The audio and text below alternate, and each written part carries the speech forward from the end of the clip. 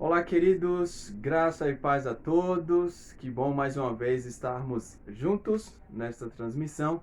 Sempre bom compartilharmos da palavra do Senhor, que ela possa a cada dia fortalecer o nosso coração e a nossa mente. Amém? Então, quero fazer uma oração, queridos, e que nós possamos mais uma vez desfrutarmos daquilo que o Senhor tem para nós, em nome de Jesus. Pai, muito obrigado. Eu te dou graça por esse tempo precioso, Senhor, da tua palavra. Esse tempo precioso, Senhor, em que nós vamos compartilharmos, Senhor, e através do Espírito Santo, nós teremos ali a resposta de ti, ó Pai. Muito obrigado. Tudo seja para a tua honra, para a tua glória e louvor do teu nome. Senhor, eu oro por todos os dizimistas, pelos ofertantes, todos aqueles que têm depositado, Senhor, na casa do Senhor, os dízimos, as ofertas, que a cada dia o Senhor venha abundantemente trazer em seus lares a provisão da parte de Deus. E todos aqueles, Pai, que mesmo sem contribuir, mas que tenham um coração sincero no Senhor, o Senhor possa estar abençoando da mesma forma, em nome de Jesus. Mas que a tua semente, Senhor, através dos dízimos e das ofertas, se multiplique cada dia mais através da vida dos irmãos, para a obra do Senhor. Muito obrigado, Pai, que nós possamos usar com sabedoria, entendimento, Senhor Deus, e que venha ser bênção na casa do Senhor. Em nome de Jesus. Pai, eu oro por todas as crianças, pelo Ministério Infantil da nossa igreja, Senhor, que com certeza nós voltaremos e o Senhor é conosco, estará conosco e nos ajudará nessa jornada. Pai, que o Senhor continue guardando-as, trazendo o entendimento, a provisão, as necessidades dos teus pequeninos, ó Pai, em nome de Jesus. Que também a tua palavra, Deus, venha como uma semente na vida deles, plantada, irrigada, Senhor, e que venha frutificar e dar muitos frutos, em nome de Jesus. Amém. Glória a Deus, queridos. Quero compartilhar com vocês mais uma palavra da parte do Senhor, palavra que falou ao meu coração, que falará ao seu coração, ao seu íntimo, né? A sua vida. E por falar em coração, queridos, é justamente sobre isso que eu quero ministrar um pouquinho, sobre guardar o coração. Que na verdade, quando a gente fala em guardar o coração ou guardar algo precioso, nós temos uma frase bem conhecida que é guardar as 7 chaves. Certamente você já ouviu essa frase. Quando alguém brinca, né, faz uma brincadeira, ou talvez falando sinceramente, que tem algo precioso ali para guardar, e ela fala assim: esse ou isso eu vou guardar as 7 chaves. Ou seja, quer dizer que vai guardar de forma que não venha a ser roubado, furtado, né, ou não venha, que esteja protegido. Então vai guardar as 7 chaves. Uma outra frase também um pouco mais conhecida, né, para alguns e menos conhecida para outros, que é aquela frase: quem guarda tem. Né? Essa eu conheço de mais antiga, mas a frase diz: quem guarda tem. O pessoal falava muito essa frase quando alguém ia procurar alguma coisa ou pedir algo emprestado. Aí, né, geralmente a pessoa falava: quem guarda tem. Então ela ali emprestava dizendo: olha, eu tenho porque eu guardei.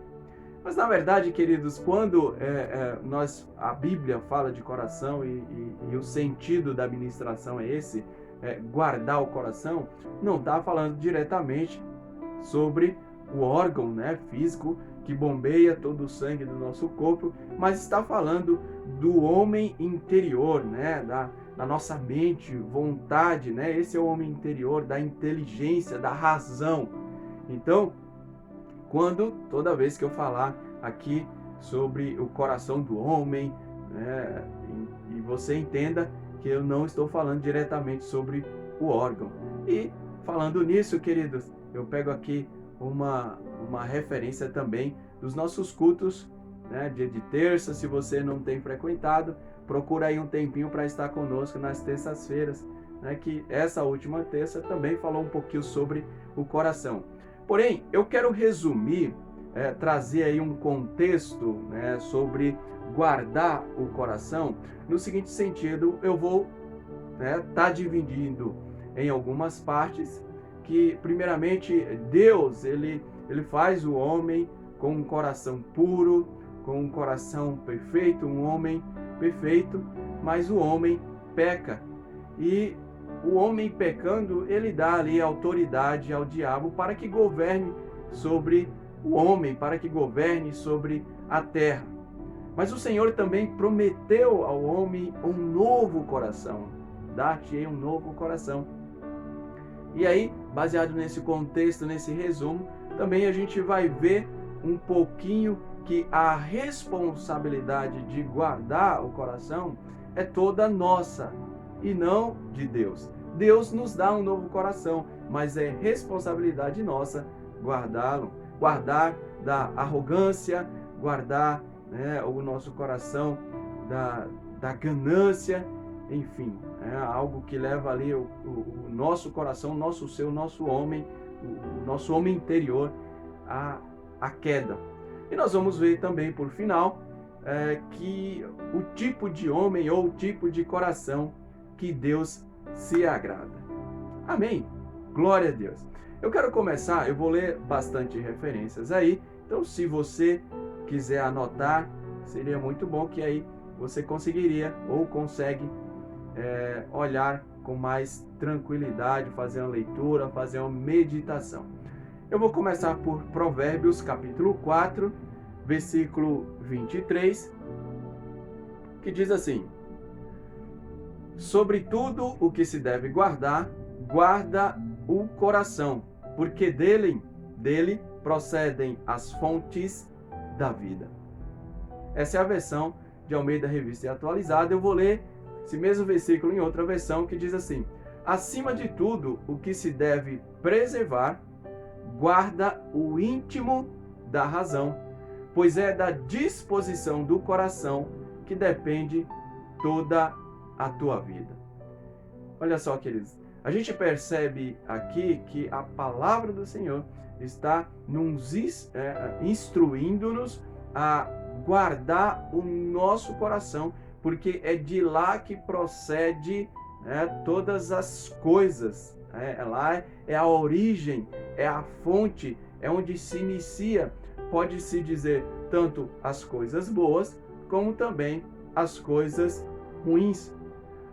Quando a gente fala de fonte, a gente pensa, por exemplo, em origem, algo que está ali brotando, por exemplo, surgindo.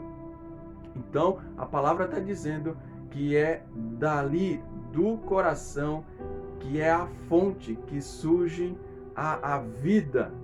Então, justamente a palavra de Deus diz que a boca fala do que está cheio o coração. Então, a gente entende também que essa fonte pode sair coisas boas se nós buscarmos a Deus, se o nosso coração estiver voltado para Ele, como por outro lado, se o nosso coração estiver longe de Deus, longe dos propósitos de Deus, essa fonte pode brotar coisas ruins ou coisas que desagradam a Deus.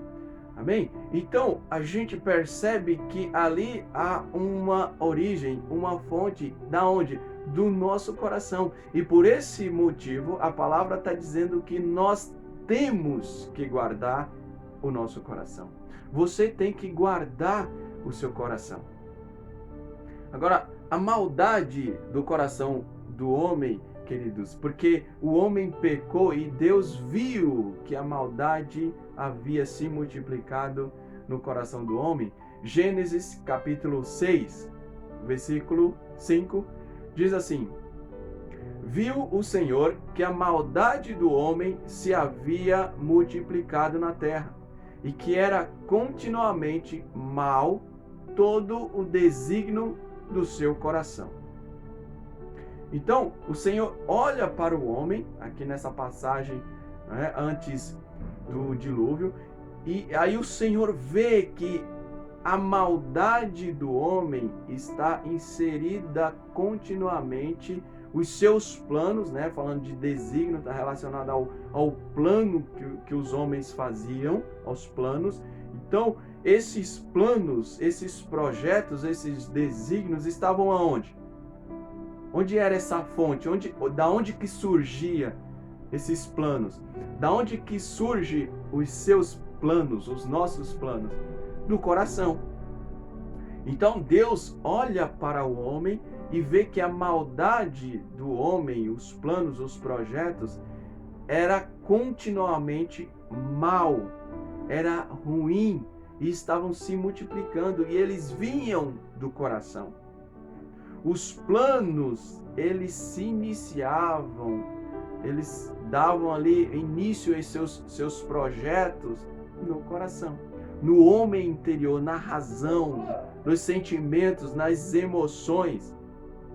Só que mesmo os homens sendo mal e o Senhor vindo com justiça, o Senhor também dá ao homem um novo coração.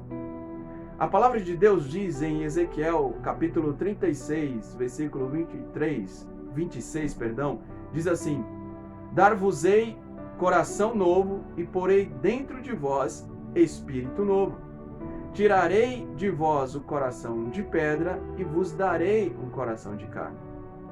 Então o Senhor, através do profeta Ezequiel, ali já profetizando na vida dos homens, né, que o Senhor colocaria isso valendo tanto para a nação de Israel, mas como para todos os povos, que o Senhor colocaria um coração novo, o Senhor daria um coração novo, tiraria um coração de pedra, um coração incrédulo, um coração que não se dispõe a buscar ao Senhor, e colocaria um coração de carne, um coração que poderia se quebrantar, que poderia se humilhar e se achegar ao Senhor.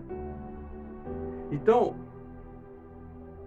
partindo dessa parte de Deus dar um coração novo, esse coração novo, ele vinha convergir em que Cristo viria habitar no nosso coração, que o Espírito Santo ia habitar no homem interior.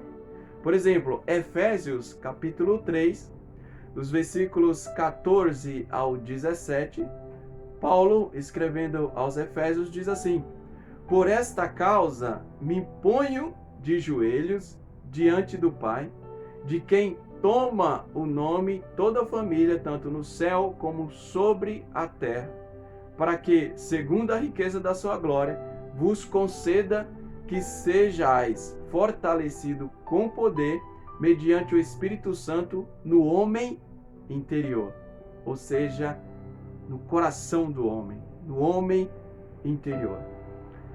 E assim, habite Cristo no vosso coração pela fé, vós arraigados e alicerçados em amor. Olha só, queridos. É interessante, eu vou repetir o versículo 17, diz assim: E assim habite Cristo no vosso coração pela fé, estando vós arraigados e alicerçados em amor. Então, primeiro que a habitação era de Cristo habitar no nosso coração. Como? De que forma? Pela fé. Nós crendo. Você crendo. Aí eu pergunto, você crê que Cristo, que a vida de Deus pode habitar em você? Então, você recebe ao Senhor, né? Porque o Senhor nos recebeu primeiro, o Senhor nos amou primeiro, mas nós recebemos a vida de Deus em nosso coração. E aí ele diz que nós precisamos estar arraigados e alicerçados em amor. E esse amor é amor a Deus, é amor aos homens, é amor à obra do Senhor.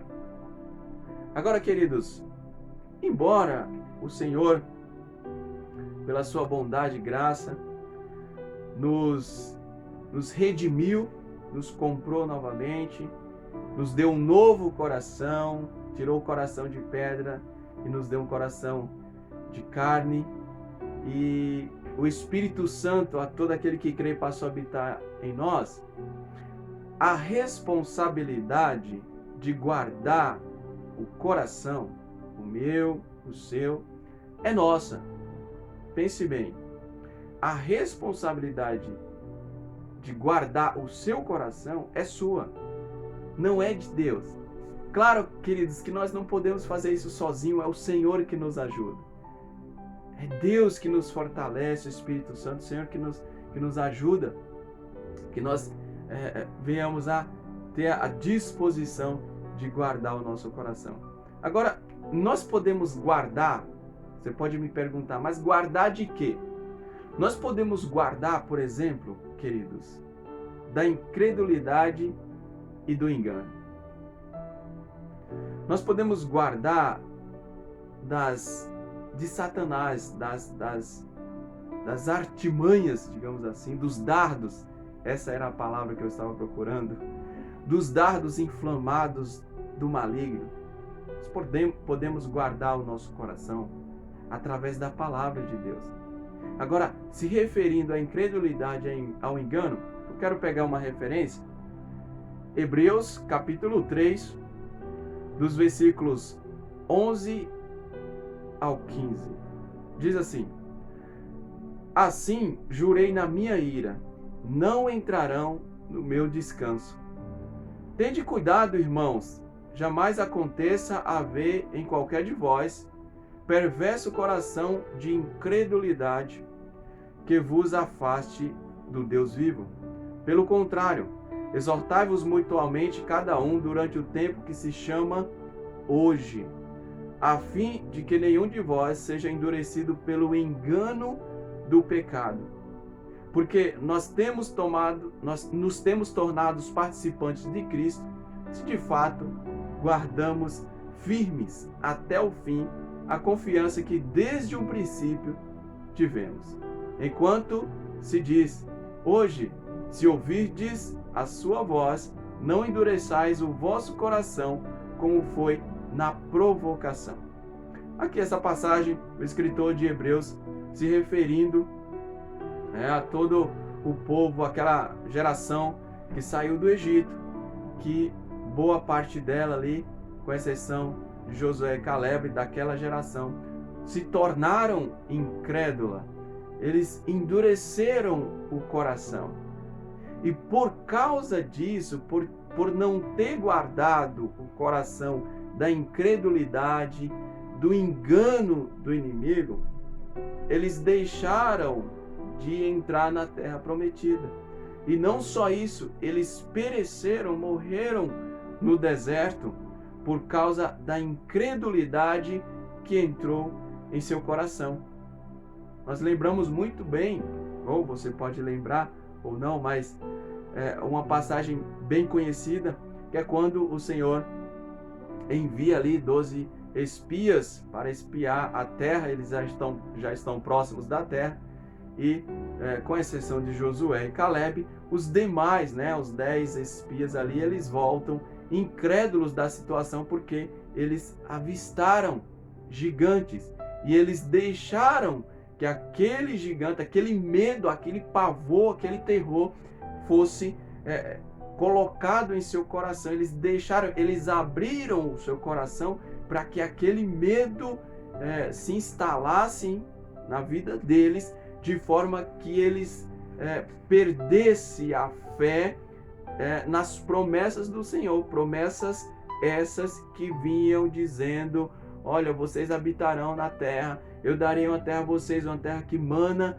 leite e mel. Então, a pergunta é, queridos, aquilo que nós estamos vendo, que nós temos passado, que nós temos visto, como que nós temos reagido? Será que muitos resultados ruins que aconteceram na nossa vida, será que não foi porque nós deixamos que essas coisas trouxesse ao nosso coração incredulidade, trouxesse ao nosso coração engano, porque nessa mesma passagem diz que eles endureceram pelo engano do pecado, né? Na verdade, o escritor está instruindo que nós não devemos ser endurecidos pelo engano do pecado. Então, nós sabemos a partir disso que o pecado ele pode nos enganar. De que forma? Entrando em nosso coração. Então, nós não devemos deixar que o engano, que o pecado, que a incredulidade entre em nosso coração. Por quê? Porque lá é a fonte, é onde vai jorrar, é onde vai sair, onde vai dar a origem tantas outras coisas. Por que às vezes nós falamos alguma coisa que não deveria e depois a gente pensa, nossa, mas não deveria ter falado isso, ou eu agi de forma estúpida, né, digamos assim. Eu agi de uma maneira totalmente diferente daquilo que eu sou. Por quê? Porque às vezes a gente vai deixando algumas coisas entrarem no nosso coração, talvez um momento difícil da nossa vida, que a gente não se lança aos pés do Senhor, mas que nós olhamos para o externo, nós olhamos para fora, e a gente deixa esses enganos entrar na nossa vida, falando que a gente não pode, que a gente não consegue, falando que coisas que a gente não é diante de Deus, mas que Deus fala que nós somos. E às vezes esses enganos entram no nosso coração. E a gente toma isso para si. Então, queridos, guarde o seu coração, mas guarde confessando a palavra. A gente não consegue guardar por nós mesmos. Embora a responsabilidade seja nossa, nós não conseguimos guardar pela nossa própria força, mas nós conseguimos guardar pela palavra do Senhor, pelaquilo que o Senhor já declarou. Nós precisamos guardar o nosso coração também da arrogância, do orgulho, porque isso é abominável ao Senhor.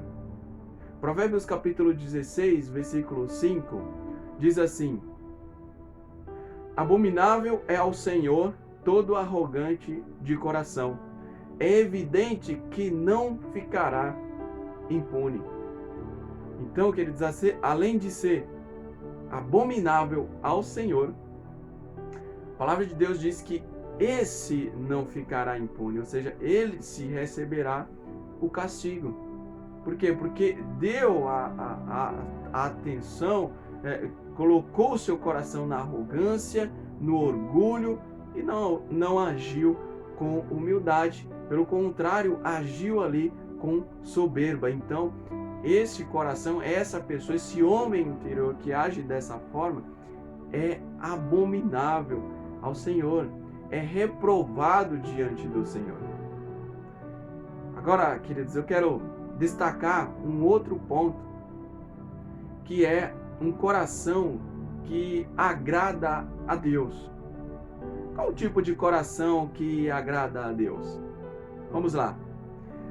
Um dos tipos de corações, de homens, mulheres que agradam ao Senhor, é um coração humilde e quebrantado. Agora há pouco a gente acabou de ver que Deus, ele vê no homem que tem um coração arrogante como abominação. E que a incredulidade do coração do homem deixa ele sem desfrutar bênçãos da parte do Senhor. Agora, um coração quebrantado e humilde, olha só o que acontece, queridos. Vou começar duas referências aqui em Salmo 51, versículo 10 e versículo 17. Versículo 10 diz assim, o salmista falando ao Senhor: cria em mim, ó Deus, um coração puro e renova dentro de mim um espírito inabalável. Um espírito, ou seja, que não se abate diante da circunstância. O salmista está pedindo um coração novo. Renova, Senhor, cria em mim um coração novo. Então, a pergunta, queridos, como anda o seu coração, ou seja, o seu homem interior, o seu intelecto, a sua mente, a sua disposição, como anda? Talvez você pode estar pensando, Adeilton, não anda muito bem. Então, queridos, é hora de você falar ao Senhor, Senhor, assim como o salmista diz, Senhor, cria em mim, ó Deus, mas fala de forma sincera mesmo, né? Se possível, entra no teu quarto, fica num lugar tranquilo, fica meditando, fica pensando, Senhor, eu tenho agido com um coração arrogante, incrédulo muitas vezes. Senhor, cria em mim, ó Deus, um coração novo, coração, espírito inabalável. Perdão. O versículo 17 diz assim: sacrifícios agradáveis a Deus são espírito quebrantado, coração compungido e contrito, não o despreza, ó Deus. Então, queridos, Deus não despreza um coração quebrantado, um coração contrito, um coração sincero. Se você falhou em algo com Deus, se você pecou, se você caiu em alguma situação, em alguma área da sua vida, então chegue ao Senhor com espírito quebrantado, com espírito contrito, com espírito que verdadeiramente quer uma mudança. E aí, a partir da mudança, você vai e procura não, naquela área se fortalecer. Porque quando você vai ao Senhor com espírito quebrantado, com um coração, contrito, quebrantado, aí o Senhor o perdoa. Um outro ponto também, um outro tipo de coração que o Senhor se agrada é um coração alegre. Por exemplo, Provérbios capítulo 15, os versículos 13 e 15, diz assim: o coração alegre aformoseia o rosto, mas com a tristeza do coração o espírito se abate. Todos os dias do aflito são maus, mas a alegria do coração é banquete contínuo. Olha só, queridos, que interessante. Diz que o coração alegre, ele aformoseia o rosto, né? Ali o rosto se mostrando bonito, belo, simplesmente pela alegria do coração, pela alegria de um homem, de uma mulher de espírito alegre. Principalmente nos nossos dias, queridos, nesses últimos anos aí, eu diria que entre 2 anos mais ou menos, a cada dia que passa a gente vê pessoas cuidando dos seus corpos, e isso não é ruim, mas às vezes chega ao ponto das pessoas passarem por cirurgias complicadas que levam até a morte. Por quê? Porque querem muitas vezes um corpo perfeito. E é muito bom a gente cuidar do corpo. Nós temos que fazer isso mesmo. Mas quando isso passa ao extremo, nós temos visto muito isso, pode causar consequências que pode durar aí anos ou até mesmo levar à morte. Enquanto a palavra do Senhor está dizendo que um coração alegre, ele formoseia o rosto. Ele traz beleza no coração alegre. Mas um coração triste, ele tem um espírito abatido. A pessoa fica abatida. É uma pessoa abatida. Por quê? Porque ela não tem alegria. Ela só tem tristeza. Então Deus vai se agradar de um coração alegre. E Deus vai desejar que aquele coração triste, ele venha se reerguer. Ele venha buscá-lo, buscar ao Senhor.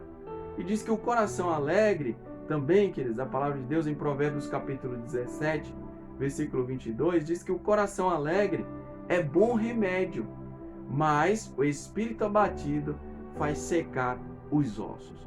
Olha só também que interessante, queridos, porque hoje a gente vê bastante também a indústria farmacêutica, né? Ali com grandes investimentos, grandes negociações, vendas. Por quê? Porque o uso de remédios a cada dia vem crescendo. Então, a palavra de Deus está dizendo que o coração alegre é bom remédio. Eu não vou entrar na questão da questão do remédio em si, mas eu quero destacar aqui essa parte em que descreve que a alegria, né, o coração alegre é bom remédio. Por quê, queridos? Porque um coração triste, um coração cheio de amargura, ele pode até trazer doenças sérias, né? Doenças na alma, doenças também no corpo. É tanto que o final do versículo fala que o espírito abatido faz secar os ossos. Por quê? Porque pode trazer doenças ao ser humano. Então, queridos, se alegre. Busque a alegria no Senhor. A alegria do Senhor é a nossa força. Então, que nós venhamos ter a disposição de buscá-lo. Para que nós tenhamos esse coração alegre, esse espírito alegre. Amém? Glória a Deus. Então, se talvez a tristeza, ela pode até bater a porta. Ela pode até querer ali tomar conta do seu ser. Mas, queridos, à medida que isso venha a acontecer, de cara, né, digamos assim, você já deve tentar ali com a palavra de Deus. Não, eu vou me levantar, eu não quero ter esse coração, esse espírito abatido, esse coração triste, mas eu quero ter um coração alegre que busca ao Senhor, que se alegra diante do Senhor. Amém? Glória a Deus. Então, queridos, o Senhor, né, terceiro e último aí, de corações que o Senhor, né, pessoas que o Senhor se agrada, é um coração que o busca, que o ama e que ama também ao próximo. Vamos ver? Uma referência, Mateus 22, os versículos 37 ao 40, diz assim: Respondeu-lhe Jesus: Amarás o Senhor teu Deus de todo o teu coração, de toda a tua alma e de todo o teu entendimento. Este é o grande e primeiro mandamento.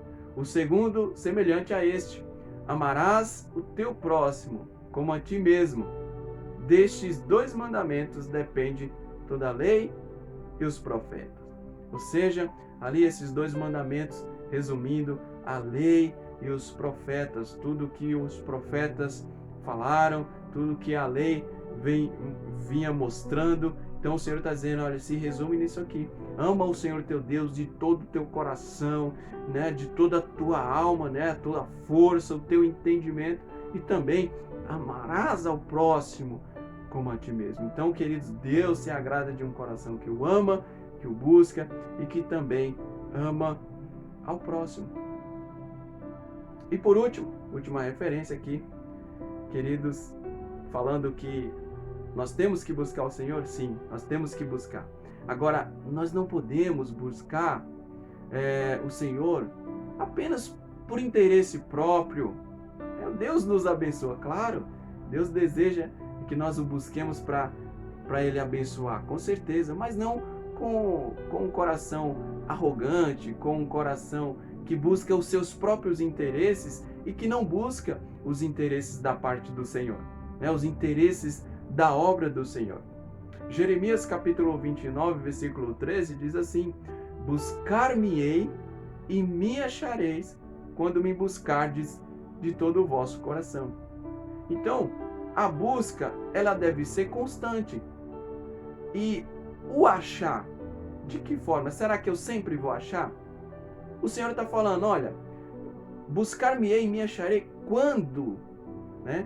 Existe aí uma condição, quando me buscardes de todo o vosso coração. Então, nós precisamos ter a disposição do coração de buscar a Deus, para que Deus venha se revelar a nós. Amém, queridos? Talvez você esteja te perguntando, Adeilton, eu tenho dias difíceis, como que eu faço? Às vezes eu não sei por onde começar. Então é isso, queridos. Às vezes a gente não sabe por onde começar, mas nós devemos começar. Nós devemos buscá-lo.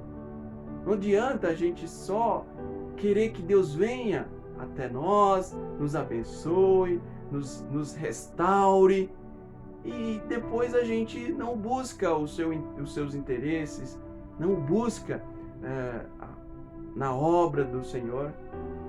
Então, queridos, que Deus a cada dia fortaleça o seu coração, o meu coração também, como eu preciso do Senhor, querido. Eu preciso do Senhor assim, como eu ministrei a palavra, preciso do Senhor para que a palavra também fale comigo, que o Espírito Santo ministre ao meu coração. Então, que a cada dia, queridos, nós possamos, a despeito das dificuldades, das circunstâncias, mesmo se viermos nos abater, mas que nós possamos nos lançar em Deus para ter um coração humilde, quebrantado, um coração alegre, um coração que busca a face do Senhor. Amém?